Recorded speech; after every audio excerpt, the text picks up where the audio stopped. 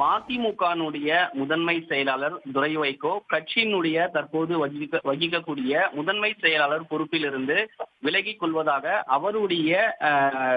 அவருடைய கையெழுத்துடன் ஒரு அறிக்கை ஒன்று வெளியாகி இருக்கிறது. மிக முக்கியமாக, அதாவது மதிமுகவினுடைய நிர்வாக குழு கூட்டம் நாளை சென்னையில் நடைபெற இருக்கக்கூடிய நிலையில் இந்த அறிவிப்பை துரை வைகோ வெளியிட்டிருக்கிறார். ஏற்கனவே, அதாவது ஒரு வாரத்திற்கு முன்னதாகவே மதிமுகவினுடைய முதன்மை செயலாளர் துரை வைகோ மற்றும் மதிமுகவினுடைய துணை பொதுச் செயலாளர் மல்லை சத்யா இடையே கருத்து மோதல் இருந்ததாக பிரச்சனை வெடித்தது. இதை ஒட்டிதான் நாளை நிர்வாக குழு கூட்டம் நடைபெறுவதாக கட்சியினுடைய பொதுச் செயலாளர் வைகோ அறிவிப்பு செய்திருந்தார். இந்த நிலையில்தான் தற்போது துரை வைகோ நான் கட்சியிலிருந்து பதவிகளிலிருந்து விலகிக் கொள்வதாக அறிவிப்பை வெளியிட்டிருக்கிறார். அதில் அவர் குறிப்பிட்டிருக்கக்கூடிய மிக முக்கியமான ஒரு விஷயம், மதிமுகவினுடைய பொதுச் செயலாளருக்கு அவப்பெயர், அதாவது வைகோவுக்கு அவப்பெயர் ஏற்படுத்தக்கூடிய வகையில் கட்சியில் ஒரு சிலர் தொடர்ந்து செயல்பட்டு வருவதாக அவர் குறிப்பிட்டிருக்கிறார்.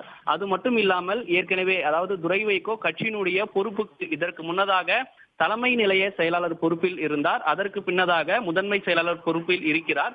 தொடர்ந்து இந்த 4 ஆண்டுகள் துரை வைகோ கட்சியினுடைய முக்கிய பதவிக்கு வந்ததை பொறுக்க முடியாமல் சிலர் மறைமுகமான வேலையை செய்து வருவதாக அவர் குறிப்பிட்டிருக்கிறார்.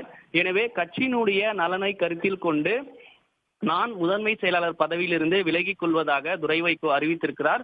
அதே போல நாளை நடைபெற இருக்கக்கூடிய நிர்வாக குழு கூட்டத்தில் துரை வைகோ கலந்து கொள்ள இருப்பதாகவும், தொடர்ச்சியாக கட்சி பணிகளில் நான் இருப்பேன், அதே போல திருச்சி நாடாளுமன்ற உறுப்பினராக தேர்ந்தெடுக்கப்பட்டிருக்கிறேன், எனவே திருச்சி தொகுதி மக்களுக்காகவும் நாடாளுமன்ற உறுப்பினருக்கான பணிகளை நான் தொடர்ந்து செய்வேன் என்று துரை வைகோ தற்போது அவரே அறிக்கை மூலமாக வெளியிட்டு இந்த தகவலை தெரிவித்திருக்கிறார்.